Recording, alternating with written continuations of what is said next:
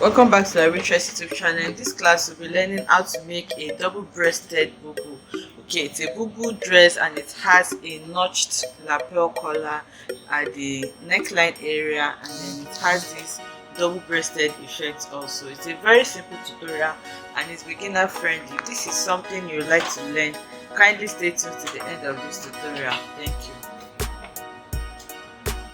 Okay, so this bubu has a notched collar. So to make this collar, I'm going to be drafting it on this pattern so that I can just transfer it directly to my fabric. And by the way, I'm working with this crepe fabric. It's about 3 yards. So I have my basic bodies drafted. This is the front and this is the back. So I drafted a half scale basic bodies up to my waistline. The neckline is 3 inches by 3 inches, the regular neckline that we have. And this is a double-breasted bubu, so it means I'll have extension at the center front so that they can just like an overlap bubu. Okay, overlap bubu. So they're going to lap on each other, so that depends on how much you want them to lap. For me, I'll be using around 4 inches. So before I start my center front, I have to have an allowance of the 4 inches that I want to use, which I have folded in. So now when I bring this out now, we can see that I have 4 inches here before I started my basic body. So let me just, okay, so this is just 4 inches. Okay, so this is good for my overlap to form the double-breasted design that you're seeing in front, and it's also where my buttons are going to rest.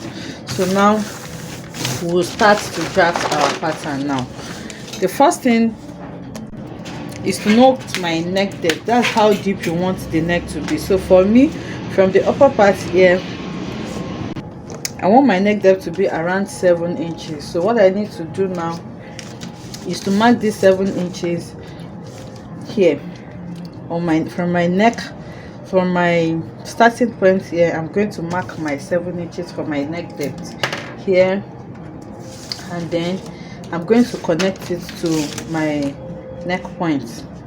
So I have 7 inches like this. Then the next thing I need to note is my breaking point. Your breaking point is going to be where your lapel is going to stop. So it can be on your chest line, it can be on your bust line, it can be on your under bust, it can be up to your waistline, anywhere you want. But I'm just going to make mine like 2 to 3 inches above my waistline. So I can just make it 2.5 inches. I am stopping my lapel around 13.5 there, and then on that point I'm going to make it enter into my overlap allowance. So here I'm marking the 13.5 also, and then I'll make it into a straight line. So I'll connect this to my neck point, to my neckline, okay, to my neckline measurement that I have. So I have this now. So depending on how big you want how wide you want your lapel to be, from where my neckline stops here, I'm going to be coming out by around 2 inches. You can do 1.5, you can do 2.5, depending on what you want, but I'm just going to come out by 2 inches here, and I'm going to try to connect it like this to form a straight line. Okay, so from there now I'm going to connect like this for my lapel using the slightly curved side of my ruler to any shape that you want. So this shape is actually not static, it depends on you and the shape that you're aiming to get. So you can connect directly like this, but I want mine to have like, I don't want it this flat, I want it to have like a slightly V shape. So from where these 2 inches stop, I'm going to go upwards by 1/2 inch or 3/4 of an inch. So I'm going upwards by 1/2 inch like this, and then I'm going to reconnect it back to this point. Okay, so now it is from this point that I'm going to draw my curve. So like I said, you don't have to go up, but that is a style that I just want. So I've connected this now, and this is what my lapel is looking like. So now we are done with the lapel. The next thing is for us to do the collar so that we can get that notch effect that you want. So now the collar is going to run from the front all the way to the back. So for you to get the measurement that you need now, remember we're going to be sewing the collar to the neckline of the back. I'm going to go over to the back neckline, and then I'll measure what I have on the neckline. So from here now I'm going to measure what I have here, and I have exactly 3.5 inches. Okay, so I have 3.5 inches from here. So now that 3.5 inches now is going to be the extension that I'm going to use to extend this neckline here, so that I can have my back collar. So again, just like I did for the front, I have left space for that too before I drafted my back body. So I'm just going to open this up now, and then I'll have this excess space to work on my back collar. And the measurement I'm going to be using is exactly the exact measurement that I took from my back neckline, which is 3.5 inches. So from where my neck point stop on the front here, I'm going to go up here and measure 3.5 inches, and then I'm going to mark it with a dot. So using my straight ruler first, I'm going to connect up to the 3.5 inches mark. So you can see that this line is still straight, but because the neckline is not straight, so from there now I'm just going to go outwards by like 1/2 inch here, and then using the slightly curved side of my ruler, I'm going to connect it back to where my neck point is here. So you can see what I have done is no longer sharp. So the next thing is to measure how wide you want your collar to be. So for me, I want my collar to be around 3.5 inches wide. So from this new line, not this line, from this new line, I measure 3.5 inches. It can be wider than this. This is totally up to you. And then I'm going to just square it like this. Okay, so I have my 3.5 inches here. So I have my 3.5 inches here. So now to the lower part that we are going to connect this to, from this angle that we have on our neck points, that's where our neck point stops, and the 2 inches that we came out from this angle, you are going to get the angle 45 there. Okay, so there is an 45 on your ruler, which is here. I'm just going to place it like this now and get my angle 45. So here is my angle 45, is around here. Okay, so let me just bring in a proper ruler. Okay, so using my ruler, I can easily map out where my angle 45 is, and it's here. So from there now I'm going to rule out like this, and then the measurement I'm going to use for that is also 2 inches. So it can be more than 2 inches, just like I did for my lapel. Remember, I came out by 2 inches. For the collar also, I'm coming out by 2 inches, just like I did for the lapel, and then I'm going to stop it here. So now the next thing is for me to connect this from here to my collar on my back neckline here using my curved ruler. So from here now I'm going to connect like this, and then I have my collar like this. So this is just what I need to do on my paper. I'm going to cut this out now, then we'll move to the fabric to continue. So to cut the collar, you just cut along the collar line that we created like this, and then you cut like this, and then you cut along the neckline. Okay, so that's how you cut the collar out. So this is going to be our collar, and then for the lapel, you're just going to cut out exactly what you have there on your lapel.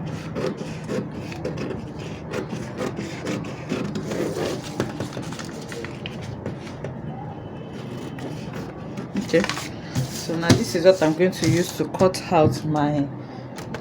Okay, so when you fold the lapel, this is what you want to have. So if you want your size to be higher, you just need to increase it, and if you don't want it this big, you can just use 1 inch, 1.5, depending on what you want. So now I'll fold my fabric. Now I'll start to cut. So to fold your fabric, you need to take your measurement from your neck point, that's the midpoint of your back neckline, from your mid back neckline to where you want it to be on your sleeve. So from your mid back neckline now, so it can be 8 inches, then you had your sleeve length measurement. Maybe you had 10 inches for your sleeve if you want the sleeve to stop around 10 inches, because you're going to be cutting it together like a kimono. So it's that measurement that you're going to use to fold your fabric. So for me, from my mid neck point to where I want my sleeves to be is around 20 inches. So for the back, I'm just going to fold 20 inches by 2 like this, and that's going to be 40 inches for the back. And then I'm going to place this back pattern on it to cut out just the neckline. Remember, it does not have an armhole because it's a kimono. So but for the front, in case of the front, we're going to be including this 4 inches allowance that we are adding to it. So don't forget that when you're folding it, I'm going to fold it separately now, and then I'm going to cut it out.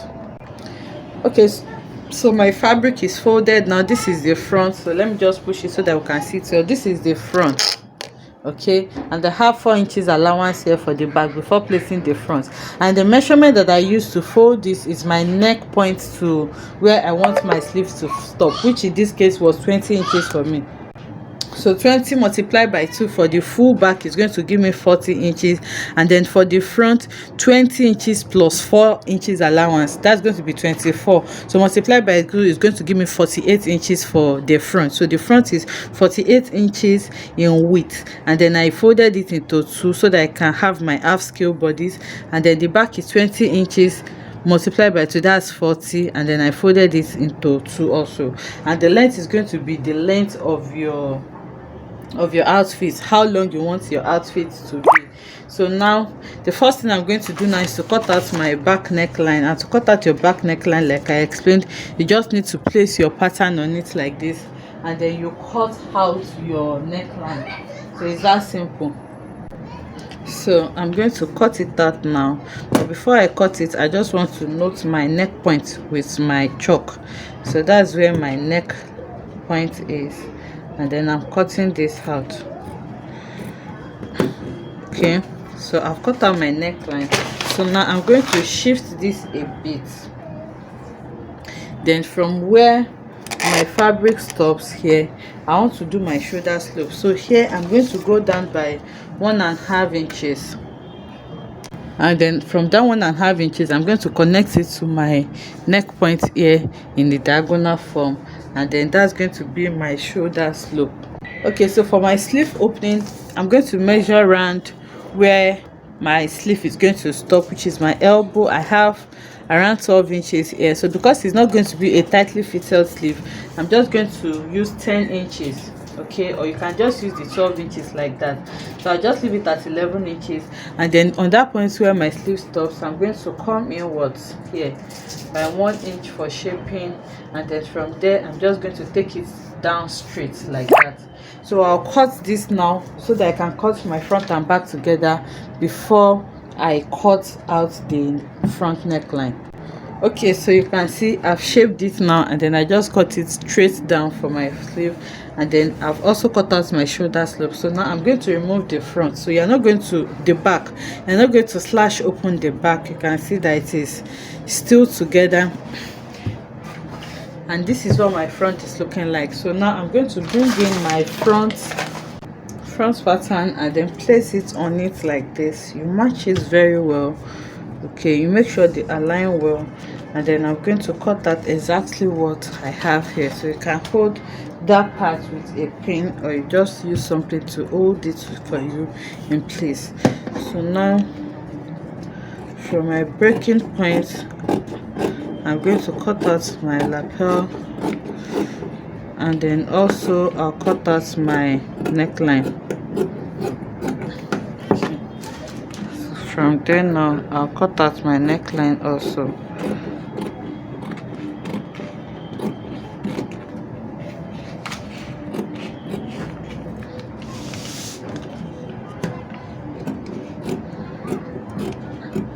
Okay, so now the front is also started. So the next thing is for me to slash open this center front. Remember, it's going to be open. There is a button that we're going to pass through.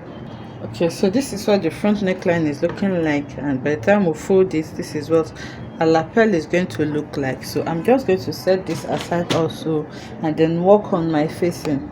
For the facing, you can also use full lining for this one. I'm going to be using facing. For the facing, depending on how big you want your facing to be and the amount of fabric you have to spare. So from here, from my center front. Remember, this is the actual center front, and this is our lapel allowance.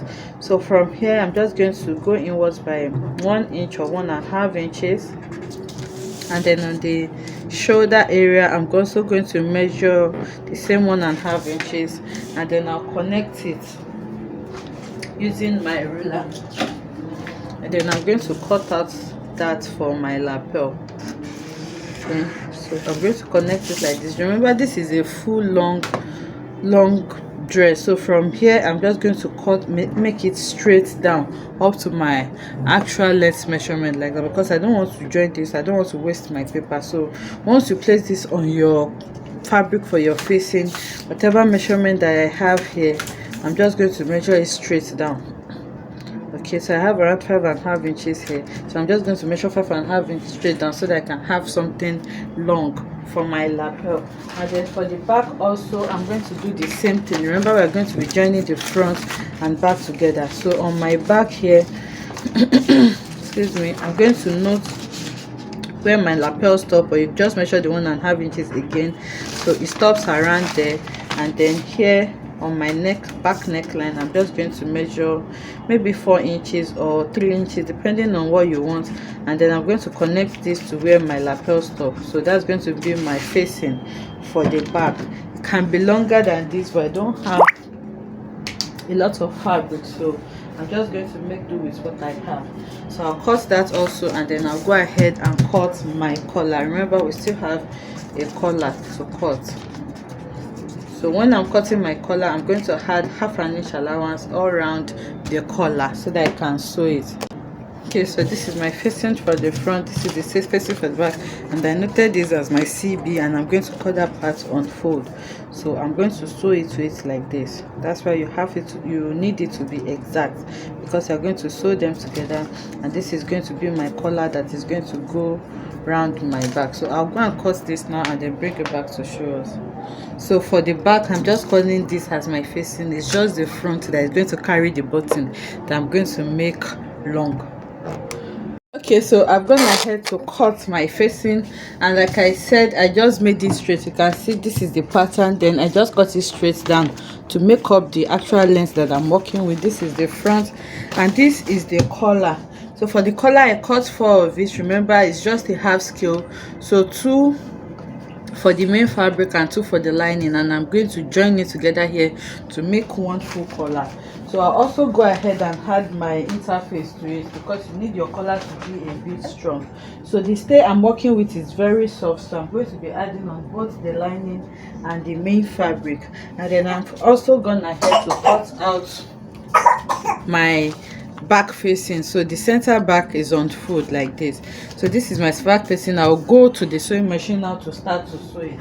So to sew it, the first thing I'm going to do on my main fabric, I'm going to join the shoulder. Okay, so this is the shoulder. I'm going to sew the shoulder together for both front and back, and then I'll also join it on the side seam. So from the sleeve here, I'm going to leave my sleeve part, and then from the sleeve here, I'm going to run a straight stitch down to the hem line on the side for both, so that I can have my fabric together.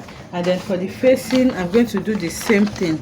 I'll join it on the shoulder, just the shoulder. I'm going to join my facing together on the shoulder like this, and then I'll add collar stay to my, I'll add a stay to my collar. Then I'll sew the collar also on the center fold here before turning them together. So I'll do this step by step, and then we'll see what we have. So I'm going to place this collar against each other now, and then I'm going to sew it together on the upper part. So this is the upper part, this is the part we are going to be sewing to our collar, our body. So I'm going to sew it like this so that I can turn it neatly.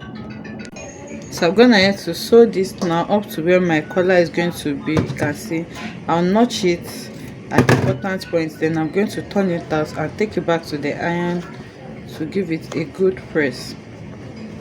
So this is what I have now. So I'm going to go ahead and iron this so that it can be flat and neat.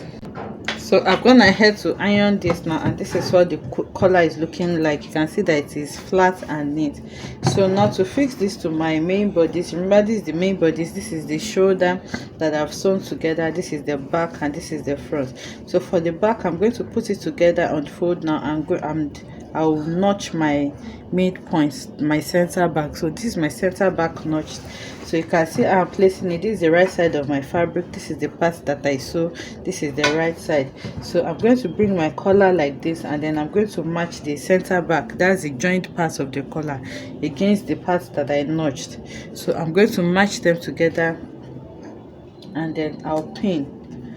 So from here now, I'm going to pin it all to this side, to the center front like this, and then I'll pin it to this side or the center front also, and then I'm going to sew it.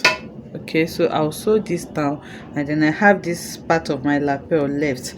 I'll sew it and bring it back to show us how we're going to turn this neatly. Okay, so I've gone ahead to sew the collar. You can see this is my collar sewn to my bodice. You can see what we have now. This is the back part that we sew to the back, and this is the one that comes to the front. So now the next thing is for us to conceal these rough edges, and to do that you're going to need your facing, the facing that will cut out. I've detached my facing now. This is the front and this is the back, and I've gone ahead to sew the shoulder together. Remember this shoulder here, I've sewn it to my back. So this is my back facing, and these are my two, this is my back facing, and these are my two front facing. So now what you just need to do is to match them against each other in a way that your collar is going to be in between. So this is my main fabric, this is my collar, and then I'm just going to place my facing on it like this. So by the time I'm done sewing it, so you can see how I've placed my facing. So by the time I'm done sewing this, okay, so I'm going to notch the midpoint of my back also. So you put it on fold and notch your midpoint for the back. Okay, so it is notched now. You can see my notch. So the next thing is for me to match it, this notch against this like this, and then you hold with a pin.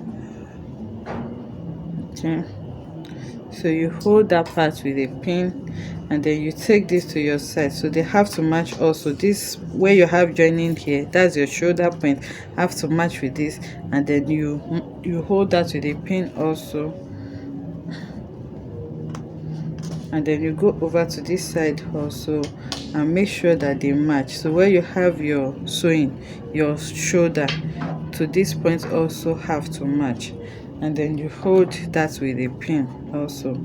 So at this point you can add interfacing to your facing also. Remember we are going to put a button to it, but I don't have enough, so I'm just going to sew it. So you can just add your hairstay to that part where you are going to be fixing your button, just to strengthen it, because you're going to be making buttonholes there. I want it to be strong enough. So now I'm just going to take it to this side, that's where my lapel is. Okay, and then I'm going to pin it there also, and then pin it all the way down. So that's going to turn it for me. So the next, I'll go over to the next one also. I'll also match this to where my lapel is,